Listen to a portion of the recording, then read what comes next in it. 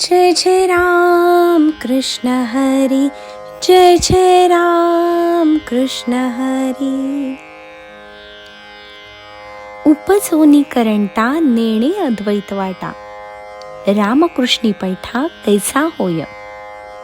असा जो माणूस आहे ज्याला देवाचे साधे नाव सुद्धा आवडत नाही, राम आवडत नाही, कृष्ण आवडत नाही, दत्त आवडत नाही, त्याला कुठलाच देव आवडत नाही, मग कशाला जन्माला आला हा करंटा. उपजोनी करंटा, ज्ञानोबा अशा जीवाला, अशा माणसाला करंटा म्हणतात. करंटा म्हणजे मनुष्य जन्माला येऊन सुद्धा आत्मप्राप्तीच्या दिशेने चालण्याची ज्याची इच्छा होत नाही, आत्मतत्व जाणण्याची ज्याची इच्छा होत नाही, भगवंताला, आत्म्याला भजण्यापेक्षा तो दृश्य पसाऱ्यालाच अधिक महत्त्व देऊन संसारातच अधिक रमतो, अशा माणसाला ज्ञानोबा करंटा म्हणतात. तो कसा असतो? नेणे अद्वैत वाटा. त्या करंट्याला अद्वैताची वाटच सापडत नाही, तो द्वैतामध्येच भटकत असतो, अनेकत्वामध्येच भटकत असतो, तो संसारामध्येच रममाण झालेला असतो.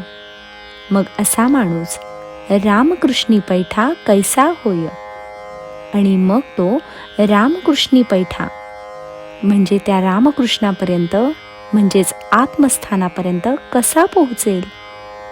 राम आणि कृष्णाचे जे मूळ स्थान आहे ते ब्रह्म, परब्रह्म आहे. त्या परब्रह्मामध्ये कसा जाईल, त्या परब्रह्माचे ज्ञान त्याला कसे होईल, त्या अद्वैतामध्ये तो कसा पोहोचेल. त्याचे राम कृष्ण ह्यांच्यामध्येही द्वैत होऊन गेले आहे. राम वेगळा आणि कृष्ण वेगळा असेच त्याला वाटते. वास्तविक राम कृष्ण दोघेही एकच आहे, त्यांचे मूळ एकच आहे, ते एकाच ठिकाणाहून आलेले आहेत. ते जे परब्रह्म आहे, ते जे आत्मतत्व आहे, त्याच्यामधूनच राम कृष्ण अवतार घेतात. म्हणून त्या ठिकाणी तो माणूस कसा पोहोचेल, त्याला तिथे पोहोचणे कसे शक्य आहे. ज्ञानोबा सांगतात, तिथे पोहोचणे तेव्हाच शक्य होईल. कधी तर ते पुढच्या ओवीमध्ये ज्ञानोबांनी सांगितले आहे. जय जय राम कृष्ण हरी, जय जय राम कृष्ण हरी.